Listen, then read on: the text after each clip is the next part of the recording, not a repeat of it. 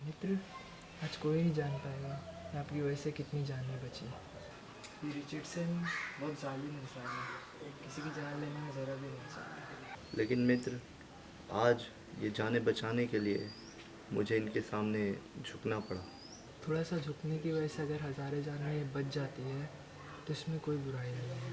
मित्र, ये तुम समझते हो, लेकिन हमारे यहाँ के कुछ लोग ये ज़रूर कहेंगे कि स्वामी विवेकानंद अंग्रेज़ों का दलाल है। वो तो बोलेंगे ही। आज तक ऐसा हुआ नहीं कि किसी एक कार्य से हम 100% लोगों को खुश कर सके। और एक बात नहीं मेरे मित्र, मैंने अपना पूरा व्यक्तिगत जीवन आपको समर्पित कर दिया और इससे मैं धन्य हूँ। मुझे कोई पश्चाताप नहीं है, मुझे गर्व है आप पे।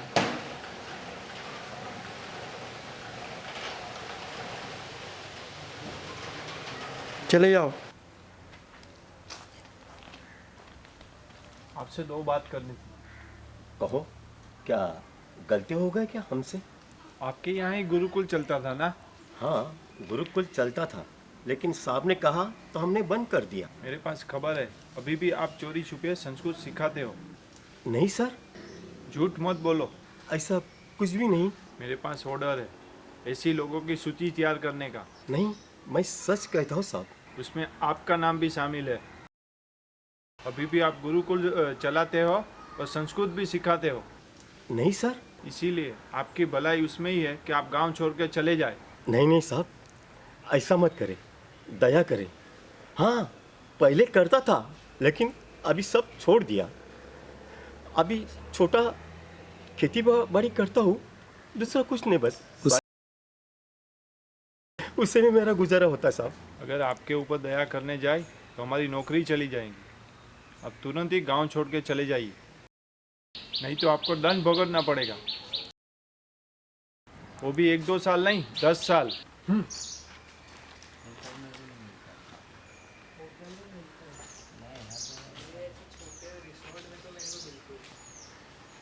बचपन से मैं स्कूल से भी लेके जाते थे मैं वेज, मैं नहीं खाता।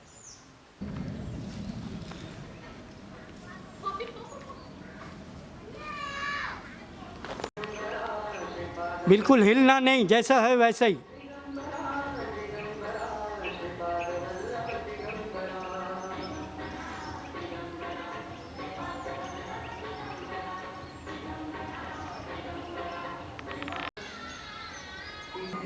बाबूजी, आपके साथ आज आपका एक ही परिवार वाला नहीं है, क्योंकि आपके पास कोई धनराशि नहीं है। आप किसे चाहते हो, आपके परिवार को वापस या परमेश्वर? मुझे परिवार नहीं चाहिए। परिवार नहीं चाहिए, परमेश्वर। मुझे परमेश्वर चाहिए। फिर से परमेश्वर। मुझे परिवार नहीं चाहिए, नहीं चाहिए, परमेश्वर चाहिए। मुझे परमेश्वर चाहिए।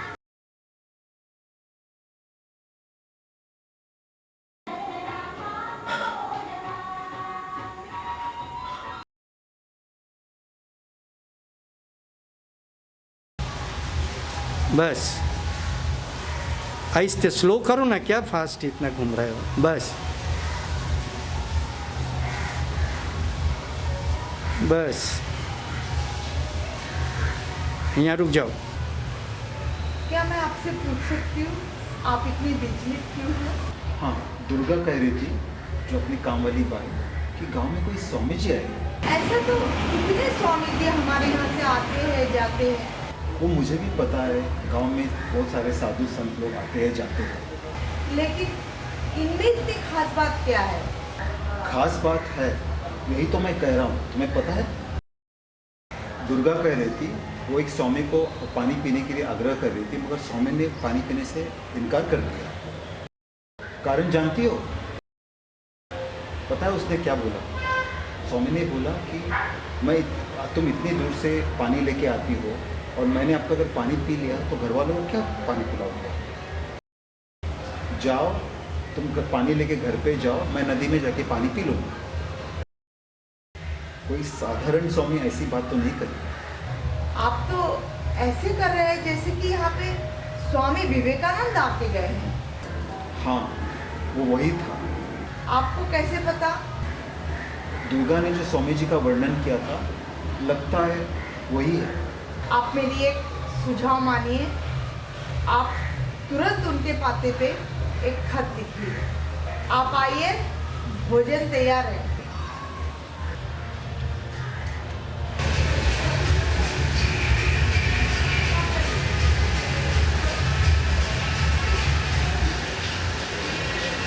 आहिस्ते आहिस्ते।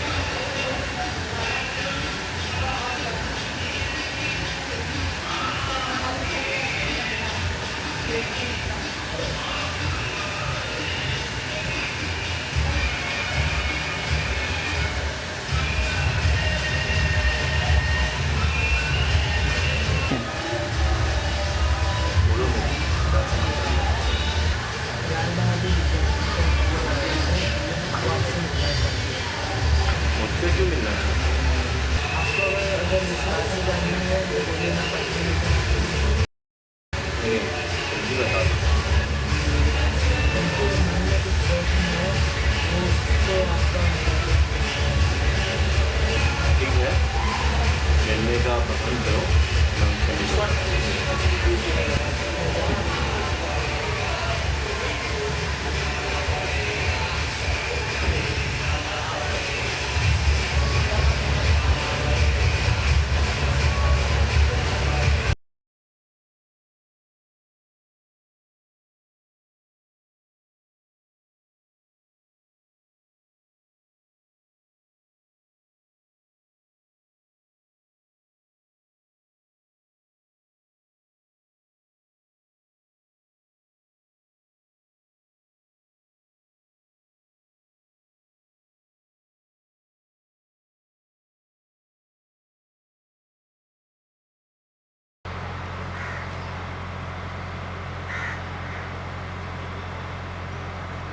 तक ले आओ।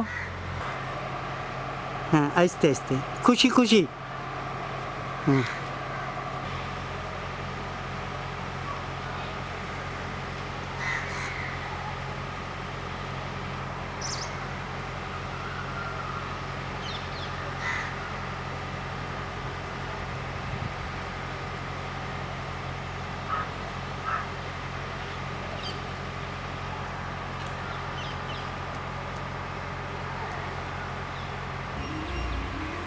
आइए स्वामी जी, नमस्ते। नमस्ते। आप हमारे यहाँ पे आए हैं, यही बनी। अरे स्वामी जी, आपको परिचय देने की कोई ज़रूरत नहीं है, आपको कौन नहीं जानता। आइए, पधारिए। नहीं साहब जी, मैं इधर ही ठीक हूँ। अगर हो सके तो आप यहीं कहीं बैठने का प्रबंध कर लीजिए, हम बैठ के यहीं बात कर लेंगे। अरे स्वामी जी, हमारी मेहमान नवाजी तो कबूल करें। शायद आप जानते नहीं हैं, जब से हमने ये वस्त्र धारण किए हैं ना, हम किसी गृहस्थी में प्रवेश नहीं कर सकते। ये हमारे लिए निषेध वर्जित होता है। हो सके तो आप यहीं कहीं बैठने का प्रबंध कर दीजिए, यहीं बैठें। ठीक है, जो आपकी आज्ञा है स्वामी जी, आइए।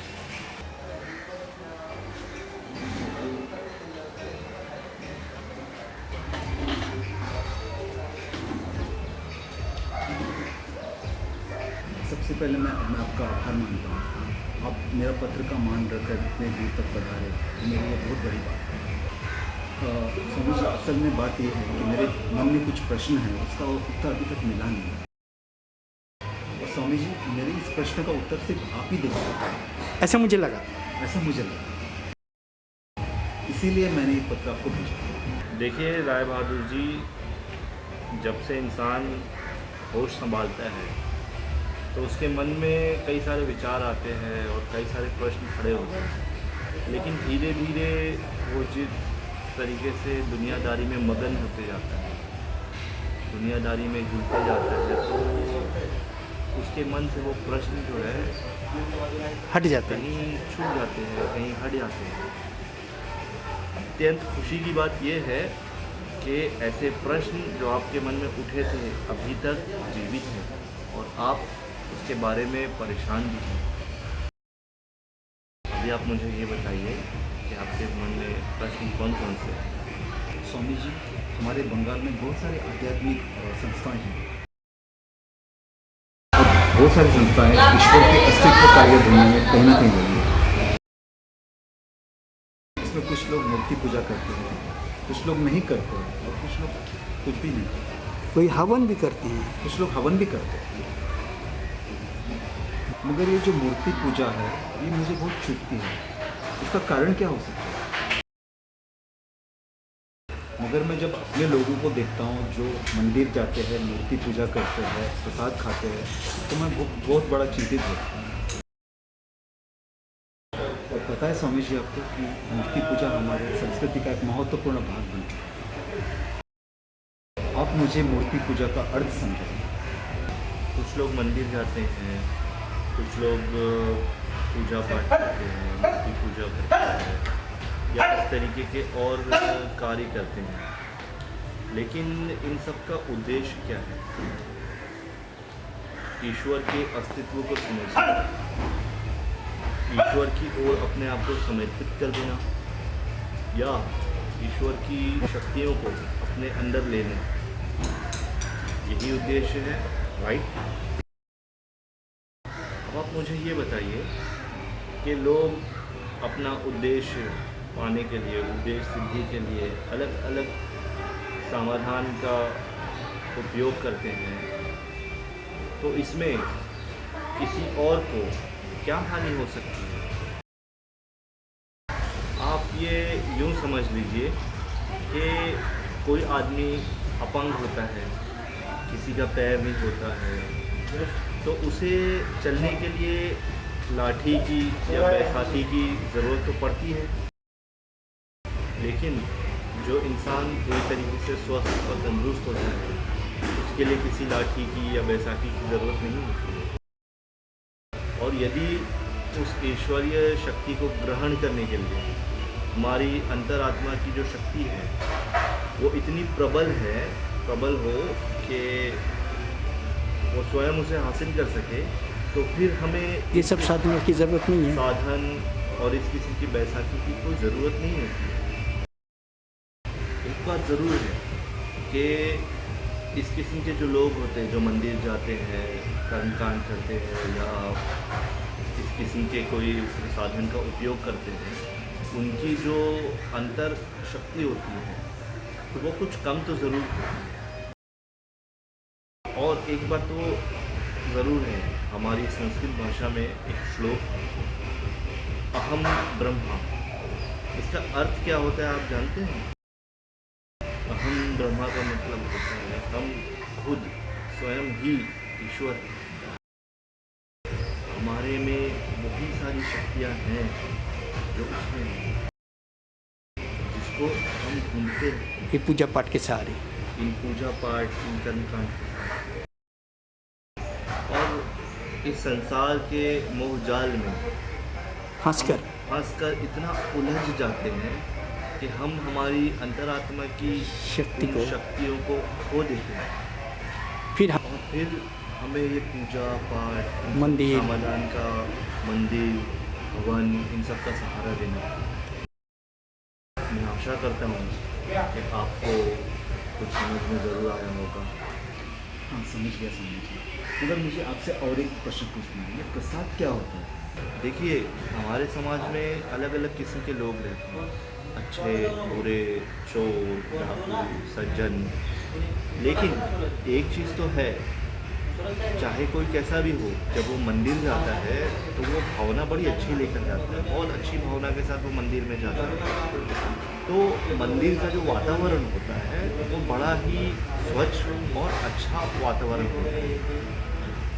और उस वातावरण में जब हम कोई खाद्य पदार्थ रखते हैं तो वो अच्छी भावना जो वहाँ पर होती है, अच्छा वातावरण होता है, उसका असर जो होता है उस खाद्य पदार्थ में आता है। और जब हम वो खाद्य पदार्थ लोगों में बांटते हैं, प्रसाद कहते हैं, और जब वो हम खाते हैं तो उस अच्छी भावना का जो असर होता है वो हम तक पहुंचता है, हमारे शरीर और हमारे मन को वो लगता है। ये हमारा विश्वास है, इसलिए प्रसाद बांटा जाता है। और स्वामी जी, घर में किसी की तस्वीर लगी रहती है, इसका कुछ अर्थ है? देखिए, कुछ लोग ऐसे होते हैं, हम चाहते हैं कि उनका प्रभाव हमारे जीवन पर बना रहे, तो ऐसे लोगों की हम तस्वीर जो है अपनी आंखों के सामने लगाते हैं ताकि हमारी दृष्टि घड़ी घड़ी उनकी तस्वीर पर पड़ती रहे और उनका जो प्रभाव है वो हमारे जीवन पर उसी तरीके से बना रहे। तस्वीर का अर्थ केवल यही है। तस्वीर को हम पूछते हैं। तस्वीर को हम कभी पूजते नहीं हैं। जैसे कि हमारे पिताजी और दादाजी, हमारे कोई पूर्वज या फिर कोई ऐसे महापुरुष जिनका हम चाहते हैं कि उनका प्रभाव हमारे जीवन पे बना रहे, हम उनकी तस्वीर लगाते हैं। आशा करता हूँ अब आपके प्रश्नों के उत्तर मिल गए होंगे। मुझे मेरा प्रश्न का उत्तर मिला स्वामी जी, आपका बहुत बहुत धन्यवाद। अब मुझे आज्ञा दीजिए। अरे स्वामी जी ऐसे कैसे जाओ? हाँ जी, सुन रहे हैं? जलपान तैयार है। अरे स्वामी जी आप इतनी दूर से आए, कुछ जलपान तो करके जाइए। फिर कभी आऊँगा तो आपके लिए जलपान अवश्य करूँगा, लेकिन आज मुझे आज्ञा दीजिए। जाओ।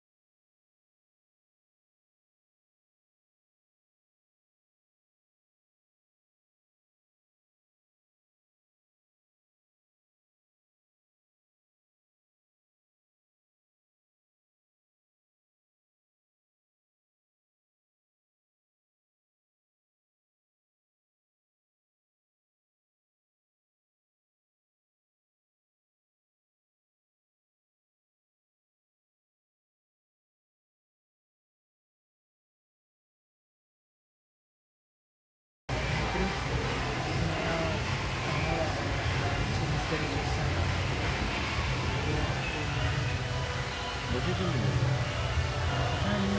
हुआ था ठीक है, मिल लेंगे। पर मेरा समय भी लगा और सालिम सालिम है तो क्या है? उसके पास क्या है जो मैं छीन लूँगा, या मेरे पास क्या है जो वो मुझसे छीन के रह जाएगा? मिल लेंगे।